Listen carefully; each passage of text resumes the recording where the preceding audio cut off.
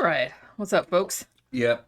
Talking about an old movie. Going back to the 70s again. Yeah. This is the one that won the Patreon poll overwhelmingly. I mean, Yeah. this one just like laid waste to all the other choices. And I'm glad because I can't actually believe that we haven't got around to talking about this movie yet because this is a fucking classic. It's a good movie. This is like this is a masterpiece for its time. Oh, definitely. Yeah. I mean, easily one of the best movies of the 70s, easily one of the best sci-fi movies ever made. Invasion of the Body Snatchers. Invasion of the Body Snatchers. And we're talking about the 1978 version because there have actually been 4 direct adaptations of this. Yeah. If you didn't know, it's actually based on a book that came out in 1954, 1955 by Jack Finney that was called or just called The Body Snatchers. I actually read the book a really long time ago. And, you know, so they made a film in 1956 directed by Don Siegel, who would famously go on to direct Dirty Harry. And that one's good too. I actually like that one. That one kind of has a more 50s suburbia idealized, either anti-communist or anti-McCarthyist kind of spin to it. I feel like the one, though, that came out in 1978, which is the one we're talking about today, the one with Donald Sutherland and Leonard Nimoy, I kind of feel like this one is more, it's like less overtly political. I think it's like more generalized. Yeah. It's almost like a socio-cultural kind of thing. They're talking about mass movements. It's not some, you know. Yeah. It's kind of like anti-groupthink. That's and really interestingly, this movie debuted like not that long after the Jonestown Massacre. So I think a lot of people kind of saw it in that light too, just like cult-like, any kind of cult-like, any kind of conformity or anything like that. Because I think the original novel, you know, Jack Finney came forward and he's like, I didn't have any particular political agenda. I was just talking about how scary it would be, like if everyone was kind of, you know, sucked into this one mind, you know, groupthink kind of thing. And it's like, you couldn't tell like who was your enemy and who was your friend, you know what I mean? So I feel like that's a really, you know, and the fact that there have been 4 adaptations just of that book, and there have been a bunch of other movies that were sort of similarly themed. It's just the theme of everybody believes something you don't believe in and they're taking over. And how do you survive? And I feel like you can relate to that. And it's kind of interesting. I found this other video. I can't remember the name of the guy's channel, but I'm subscribed to it. And he has like a lot of really good like film analysis.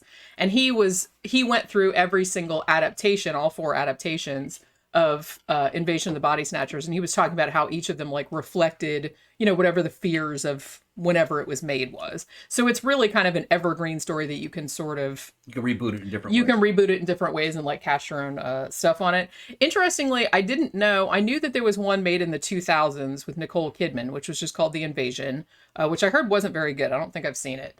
But I didn't know until today that there was another one that was just called The Body Snatchers that was made in 1993 that was directed by Abel Ferrara, of all people. And I heard that one wasn't all that great either. Although I like Abel Ferrara movies, so maybe I should. So I didn't even know he did that one. But anyway, the 1978 one I think is easily the best, adaptation of all the ones that they have made. So... And it's kind of like the best a la Alien 1 and John Carpenter's The Thing. It's in there. Yeah, it's like a paranoia. Yeah. I really like... Acting's really good. One thing that I like a lot about 70s movies in particular, and this one too, is that they really have this kind of... Man, it's like it's hard to put your finger on. It's a feeling of alienation through these damn movies. Yeah, this one almost comes across as like a little bit of a conspiracy theory, conspiracy thriller type of thing. And I feel I've seen it compared to like The Parallax View or some other movies like that came out around the same time period, where everything is just very isolating and shit. Yeah. One of the weird things Jenny just noticed is that early on in the movie, before the people even know what the hell's going on about an alien invasion, in the backgrounds, in the crowds, some of the people are just standing there watching the camera. Yeah. You know? And it's like some of them have already flipped. I never really noticed that before. I mean, there's so many, like rewatching it again, because I've seen it several times, but I hadn't seen it for many years. And rewatching it again for this review, I was just struck by all of these subtle little choices that they made. Philip Kaufman, who directed it, he went on to do The Right Stuff. I think he did Henry and June, which is another great movie. Unbearable Lightness of Being, some other ones. But just him and the cinematographer, the way that they conveyed this just awesome sense of like dread and paranoia. They almost did, because I don't think, now please correct me if I'm wrong, they shot this in San Francisco because that's Philip Kaufman was from there, and that's like his favorite city. And he just wanted to do a take on it that was more like an urban take rather than like the suburban take from the original movie. And he's just like, so they almost did like a guerrilla filmmaking type of thing. They didn't block off the streets or anything like that. And so it gives this real kind of sense that the camera is just like sneaking around, like watching the people. Yeah. You know what I mean? Which I think really, really adds to like the atmosphere. Yeah, as the alien takeover starts to unfold, the main characters are starting to suspect something might be wrong. The Chinese launderers guy comes up and goes, "My wife, that's not my wife." And they're like, "What?" "That's not my wife."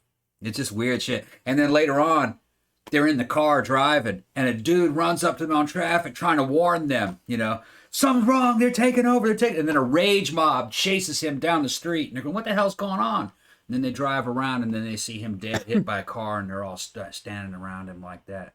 Like emotionlessly. Yeah, just like it started off with a dude trying to warn you, and a fucking rage mob comes after him. It was like Twitter. Well, that dude, like a Twitter mob. It was a call out, because that dude, that's Kevin McCarthy, and he played the main character in the original, in the 1956 movie. Yeah. And very iconically, when it was like, "You're next, like running across the bridge." Yeah. So I thought that was kind of like a cool little homage, almost like he'd been running around trying to warn people about the alien invasion for like 22 years or whatever. It's like, they're not listening to me. It's like the fucking aliens are coming. But yeah, I like too that you can't. I mean, I feel like Invasion of the Body Snatchers, it's one of those movies that even if you haven't seen it, like I think everybody knows the general premise of it. I mean, everybody knows what the pod people are and shit like that. So it's like, that's where the concept comes from. People are conformists. Yeah, and it's go along with what everybody else is saying. Right, and and everyone has had that feeling where you kind of feel like everybody is, different from you, or you're like the odd one out or whatever. So I feel like everyone can relate to it, which, like I said, is why there have been so many adaptations of it. You go down to downtown Clearwater, the pod people are Scientologists.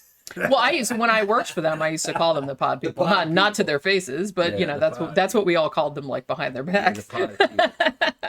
So yeah, you could definitely see that as a cult mentality, and I think the 70s one maybe more than the 50s one, because like I said, I feel like the 50s one was more politically based, but the one in the 70s I think was more socio-cultural, in the sense that one thing that I thought was really cool, and I didn't really realize it until I rewatched this again, because I haven't seen it for a long time. I like that they cast everybody in the cast. Donald Sutherland, Brooke Adams is in this. Jeff Goldblum, Veronica Cartwright, who the next year would go on to do Alien.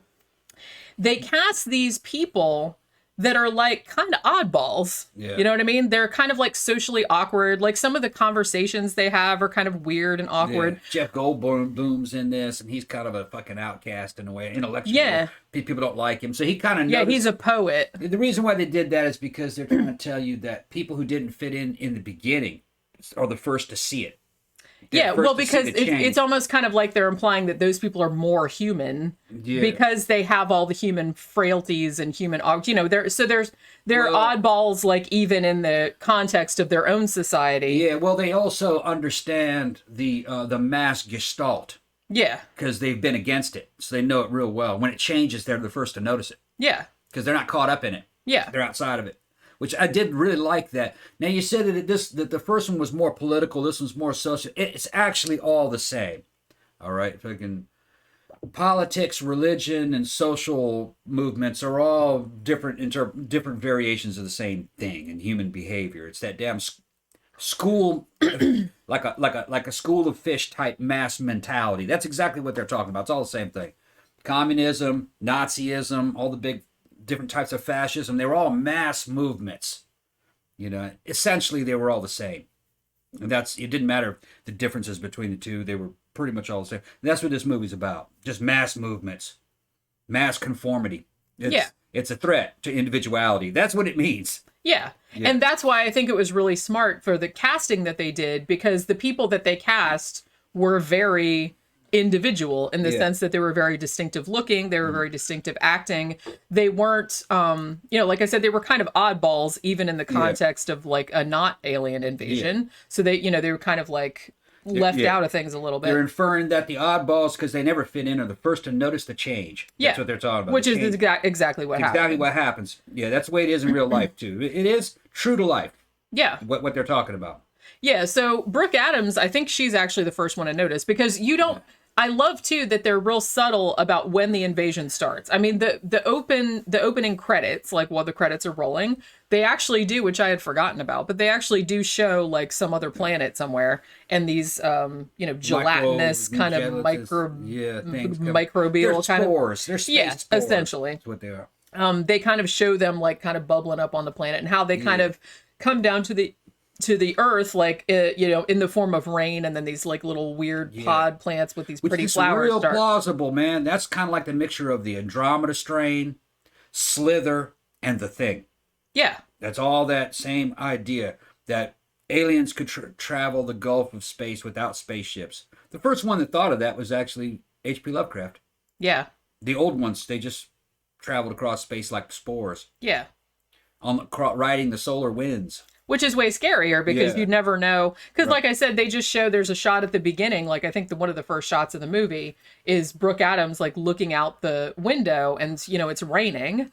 And then they just kind of show these close-up shots of these little gelatin things, like, on leaves. Like, that looks kind of like rainwater, but kind of goopy. Yeah. And then, like, little tendrils start coming out. Yeah, I guess it affected plants first and flowers, and it made its own version of a flower. And then tendrils get on you, and you become like a pod. And then, well, actually, it had to touch you it's kind of complicated. It touches you and steals your DNA, makes a pod and a copy of you. Pops out of the copy pops out, and you who got touched by the tendrils, you're alive until you fall asleep. If you fall asleep, you never wake back up. Your body just disintegrates like an empty husk. Yeah. So once you get touched by those things, you can't sleep. If you sleep, you'll die. Yeah, because it will take you over. And it doesn't... Well, kind of already did.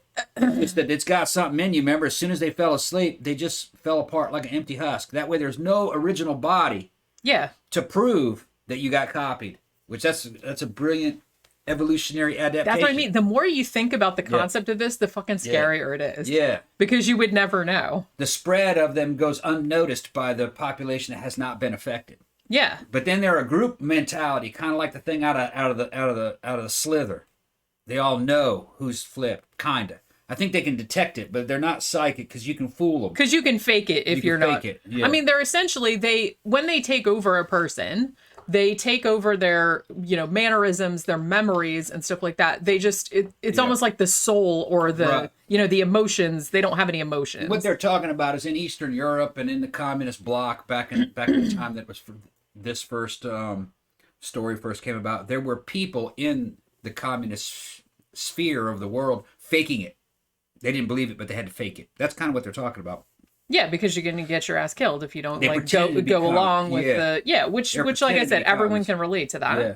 So it's kind of like, so another thing that I love too, because you mentioned earlier that one of the things I noticed not only is the cinematography of this, just the way it's shot. They have like these strange, there's like Dutch angles, there's all like stuff is shot from just like bizarre angles sometimes, not to a point where it's distracting, but I also love too the way stuff is shot like down these dark corridors. Like it's almost shot like a noir film, but in color. You know what I mean? That was kind of one of the things they were going for. And like I said, before anything weird is going on, you can see people in the background. Like people will be milling around acting normal, but then there'll be like a group of like 3 people that are just like staring either at the camera or at the characters. Yeah. And also, I didn't notice this either, but there's also several shots of people standing by garbage trucks or dumpsters, and inside the garbage trucks and dumpsters is like this gray fluff, which you find out later is the husks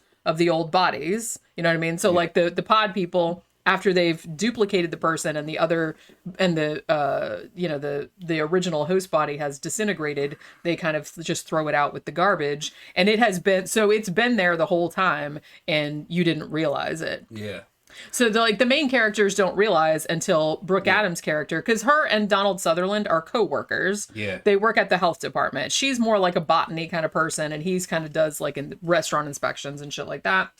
And she notices, she picks up one of the flowers because it's, like I said, she's a botanist and she's never seen one like it before. And she thinks it's like really pretty and it smells really good. So she takes it home because she wants to study it and leaves it on the bed next to her, on her boyfriend's side of the bed. And then when she wakes up the next morning, the flower's gone, the glass is broken, and her boyfriend's acting real weird. Yeah. Like he's acting like real... just very cold and distant. Like they can still talk, and they, like I said, they still have all the same memories and everything, but they're just very deadpan. The thing that I really liked about the movie is that one of the main characters is Jeff Goldblum, right? And he's living and working in kind of a Jewish neighborhood, and he's working at a spa. Jewish guys are going to it, and he kind of has a not an enemy, but what would you call it? A competitor he doesn't like, who's Leonard Nimoy, who's another Jewish guy, and they're both authors. Yeah. And Goldblum can't stand this dude, just disagrees with him constantly. Goldblum is the first one to notice the invasion. And the Nimoy character, he doesn't see it. But over time, through logic and reason, I guess he kind of becomes Spock-like. The Nimoy character says, I believe you, even though I don't have evidence. So he kind of makes that, did you notice that? Kind of makes the leap into faith to believe Goldberg. Although, by that point, Leonard Nimoy has already been integrated. I didn't notice that. Actually, you don't know. I know it was before that point, but you don't know, actually. Okay. Leonard Nimoy could have been a pod person from the beginning. Although there was kind of, I think there was a scene where he laughed and shit like that, which that wouldn't have flown. But the thing that's fascinating about Leonard Nimoy's character, I love that Philip Kaufman wanted him in this movie because he's like, obviously he got typecast as Spock, and he's like, I really wanted to kind of, try to fight against that. But he also wanted to use the Spock character, to inform the movie as well, because, obviously it seemed like since everyone was kind of emotionless toward the end, it was almost like a Spock-like kind of thing.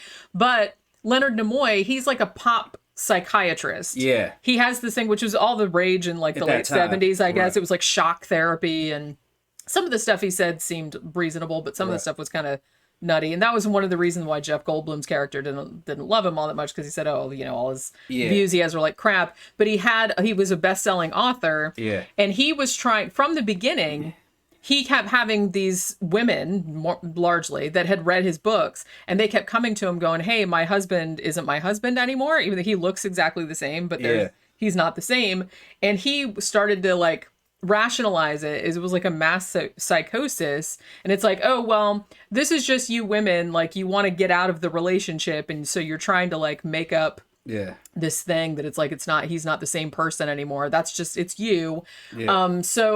So like I said, you don't actually know from the outside, like when he got turned, because that conversation that you're talking about later on, I guess, where where they're at the top of the building, and he says to Donald Sutherland's character, he says, "I believe you because I've known you for such a long time." He's already turned by that point, because as soon as he leaves that meeting, he goes down and gets in a car with some of the other pod people. Okay. See, the reason why I compared it to The Thing is because that shit's going on a lot. You're not really sure who's flipped or not. Yeah.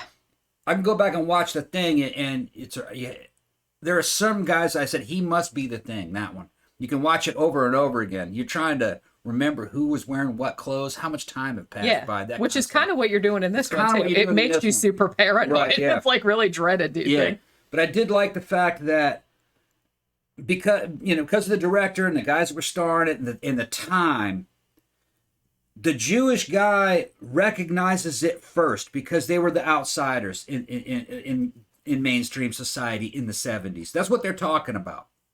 And there was like a new breed of Jewish directors in Hollywood that were coming up, and they were making good money. Spielberg and Lucas were just right around the corner. This was what, 1977? 78. 78. Okay, so Lucas and Spielberg were already in the game, and so that's why it's Goldblum, and that's why it took place in that neighborhood and everything. I thought it was a good touch. Well, yeah, like I said, because and like I said, all the characters too. I mean, Brooke Adams. Everybody was an outsider. Brooke Adams technically was the first one to notice because she noticed the flower and then she noticed her boyfriend acting weird. Yeah. But the thing about her was that she was kind of quirky as well, like that weird fucking shit she does with her eyes. Yeah, yeah. Which I guess that's like it was pretty freaky. Yeah, and that's the girl from if you guys she was in the Dead Zone. The Dead Zone, yeah. Later. I mean, she was in a bunch of movies. I think this might have been her first major film role. I think she did TV prior to this, if I'm not mistaken. But yeah, she was in like a lot of movies in the 80s.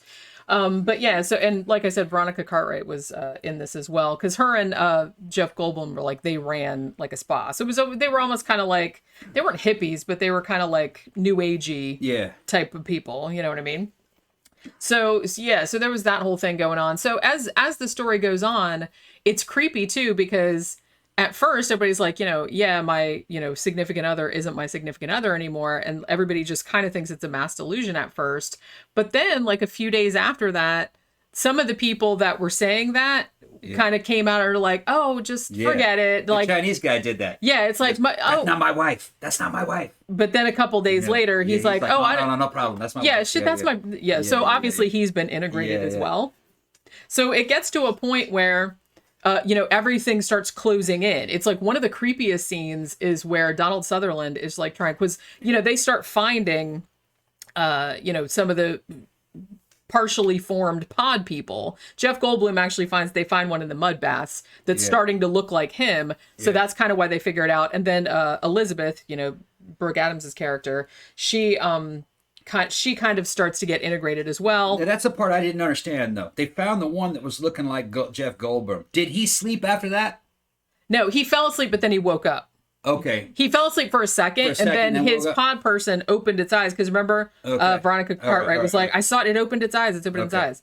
But then when he woke up, it was inevitable anyway because you can't go without sleep forever. That's what I was saying, and I was like, and I think they kind of went into this more in like the '90s version and the later version.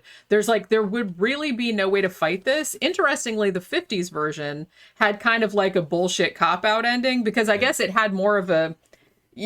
More of like an ending like this one had in the 50s one originally, where it was just kind of like, because like I said, you would never be able to fight an invasion like that. Because one, you got to sleep sometime.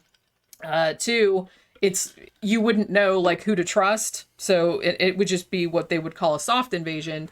So there wouldn't be any way to fight it. But in the original movie, they were like, the studios were like, no, it's the 50s. We can't have that bummer of an ending so they had to have a little bit of hope at the end.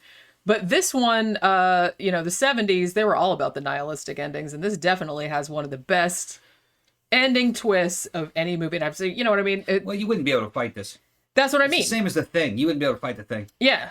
I mean, it's so fucking great. They go through all of this shit where it's like poor Donald Sutherland. It's like him and his girlfriend, Elizabeth, are like running away from the shit. She falls asleep finally because, like I said, as you would, you need to sleep sometime. And that's when the pods are going to get you. And there's so many fucking pods. They see this massive warehouse. They're growing them. They're like putting them on ships. Yeah. They're going to, send them out worldwide and it's going to like fucking take over. So, even though it's probably a futile effort, he's like I have to fight against it somehow, so he goes into the thing and like burns it down. All it takes is a couple people in authority to become a pod people, and that's a wrap. Well, and that's what happens is that about the halfway point of the movie, or maybe a little bit past, Donald Sutherland is like, hey, we're finding all these bodies, or I need to help Elizabeth, and this is kind of before he realized the extent of the invasion, how far it had progressed, because every time he calls like the cops or something, they already know his name, and it's like,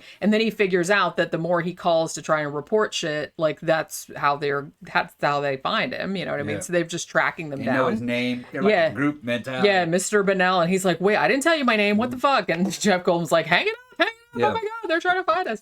But so he burns the thing down, but while he's doing that, Elizabeth falls asleep and gets turned into a pod person, which is I love that effect where he's like hugging her and her face starts like collapsing, and then like the pod person pops up all naked and she's running around all naked and stuff. But yeah, so he goes through all that. You think he's the only one left, because at one point, like Jeff Goldblum and Veronica Cartwright's characters, I can't remember their character names of the movie. And look, man, Jeff is skinny as shit in this. Just gotta say. He's super tall, also. Yeah. But yeah, he's very gangly. He looked like a scarecrow in this shit, man. So, dude, you need to eat. Eat your sandwich. Well, he bulked out a bit later because, like I said, this was literally that. This was probably like skinny. What was this? Like 8 years before The Fly. He had bulked out quite a bit for that one because he worked out a lot for The Fly because he had to do all that acrobatic shit. But yeah, so they go through all this trouble. You don't know. I mean, Jeff Goldblum. You find out that he got integrated because him and Veronica Cartwright's character, they took off like to distract. And while they were, so you don't know what happened to them. Jeff Goldblum turns up later on, and then Veronica Cartwright turns up later on, and she hasn't been integrated. And she's the one that tells them, hey, I've been walking around with them. You can fool them if you just walk around and you act like you don't have any emotions and just kind of like follow them and do what they tell you. So she's been kind of like incognito. But then what happens, it's almost kind of like in Walking Dead back in the old days when they used to like put the zombie guts all over themselves and like walk among the zombies. So it's kind of like that. But then when they're doing that, I think it's Elizabeth, she like freaks out because she sees that dog with the person head, which is one of the most iconic images from this. And it looks good. It really does. Yeah. And it's like so creepy and I don't know how they did surreal looking. I don't know either, actually. I went on the Wikipedia page, but it was very vague about how they did it. It looked like it might have been a photograph superimposed on a dog frame. But its dog it's like tongue came out though. And it's like, I don't know. It was really weird. Yeah. It looks really disturbing. I mean, still, and it was like 1978. Yeah, it looked pretty cool. But I had forgotten. The practical effects are good on this too. They really are, and this movie only cost like $3 or $4 million to make. You could see kind of like the beginnings of like Alien and Aliens and all that kind of stuff coming. They were good special effects. Something Spielberg would do. Yeah, I mean, like when the pod people are when they're coming out of the pods, like when Donald Sutherland falls asleep and they start podding out and everything, that looks fucking great still. And that's, like I said, it's 1978, all practical effects, and they did them really cheap.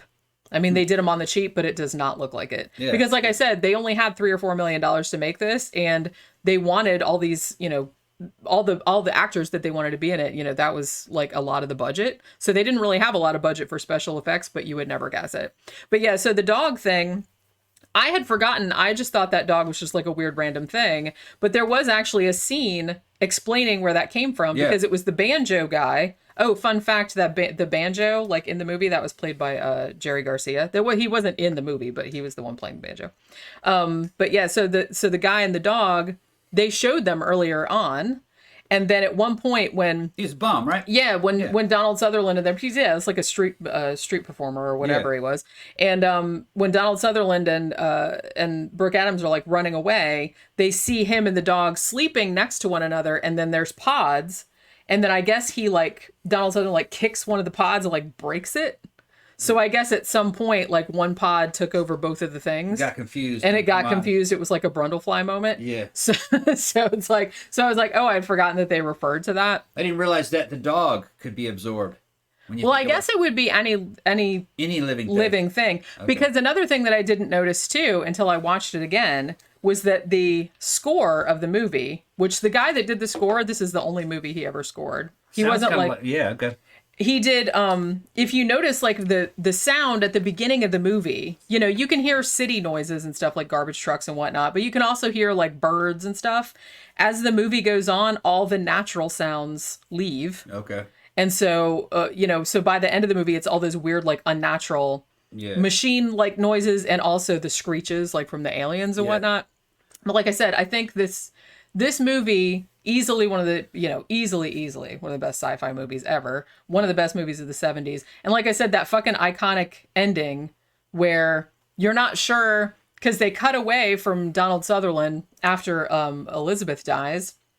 And he's back in his office and everybody's in the office. Everybody's doing their regular shit, like their regular job, like they would, but they don't, they're not making any jokes or hanging out or anything. They're just being all pod people-y. And so you don't know for a second if Donald Sutherland is like faking it, and he's still him. But then, he's out in the street and there's all these weird, like, dead trees and shit. That score that you were talking about at the time, to me, it sounded like a Cronenberg sound. It did a bit, yeah. It did a bit. I was going, man, it sounds like Cronenberg's work. Yeah, and you can see, because like I said, this is a little bit of a kind of a body horror thing too. Yeah. But yeah, so then Donald Sutherland, he sees Veronica Cartwright, and Veronica Cartwright has not been integrated because she's been faking it like however long it's been. I guess it's just been a day or two. And she's all excited because she's like, oh boy, it's Donald Sutherland, it's another normal person. And then he turns around and there's that really scary, like that pregnant pause. Yeah. And then he goes, bah! And you're like, oh shit. She's the only one left. It's like so fucking scary. It's just such a great fucking scene. But yeah, so we watched this on YouTube. I think it's free on YouTube. Oh, that was YouTube? Okay. Or it might be Tubi, but we watched it for free. Okay. I think it was free on YouTube. And honestly, I think some of the other versions are on there too. I think the 1956 version, which is worth watching. Like I said, the best one, though. I think this is the best adaptation of that book. Yeah. I don't know, just everything about this one came together for me. I love the cinematography. I love how just it makes you paranoid, and it's just like it's dread inducing. Just the way that it's shot, it just feels so like you're being watched all the time. Well, they're riding around these 70s cars, looking out the windows, going, what's going on? What's wrong? It's just because it's a small group of people, and slowly the world is turning against them. You kind of do have that feeling. Yeah, and it's everything is like kind of askew. Yeah, little details, people in the background watching them, and stuff as they go by and looking at the camera. It's just weird. I loved that, and I don't think I even noticed that the first time that I watched it. But this time it was like really apparent. Like they'd be going down a hall at their work, and there'd be a guy looking out of the pebbled glass, like looking at them, like in the background. Yeah, and I loved that. At the spa, the bearded dude that came out of there, remember the Jewish guy that was talking to were they trying to insinuate that he had already flipped? See, I think so. Yeah, because he was staring at her, and he goes, "You're very smart." And I'm pretty sure that guy. I think that guy was supposed to already flipped. I could be mistaken, but I think that was Don Siegel, the guy that directed the 1950s one. I think there's a lot of cameos in this. Right. Oh, Robert Duvall was uncredited. Uncredited. Well, he just happened to be in San Francisco, and they were like, "Hey, can you be in here?" He's like, "Yeah, I'll do it." Plays a priest on the swing set, which is one of the creepiest because she just like finds the flower in the park like at the very beginning of the movie, and he's looking at you, and he's like on the swing like with all these little kids and priests and little kids. That's never a good looking thing. At you. But it's like just little details like that just kind of unsettle you like right from the beginning. It's just like a brilliant, it's a brilliant piece of filmmaking, just the way that it goes. But yeah, seriously, pretty sure it's free on YouTube or it's free somewhere. But yeah, this is the best. The book's good too. This did a lot of different shit with it. But if you're going to see any adaptations, see this one. The 50s one is good too. That would be the second one I would recommend. This is better. Yeah, this one's better. I just think it's more broadly. It has more broad appeal. I think it's more of like a generalized. The edit's better. That too, and it definitely has that creepy 70s kind of vibe to it. Close Encounters of the Third Kind gone wrong kind of feeling. Yeah. Which I liked that one too. Yeah, you know what? We haven't done that one, have we? Holy crap, we need to review that one too. Yeah. But yeah, definitely check it out if you haven't seen it, and we will see you on the next one. Bye.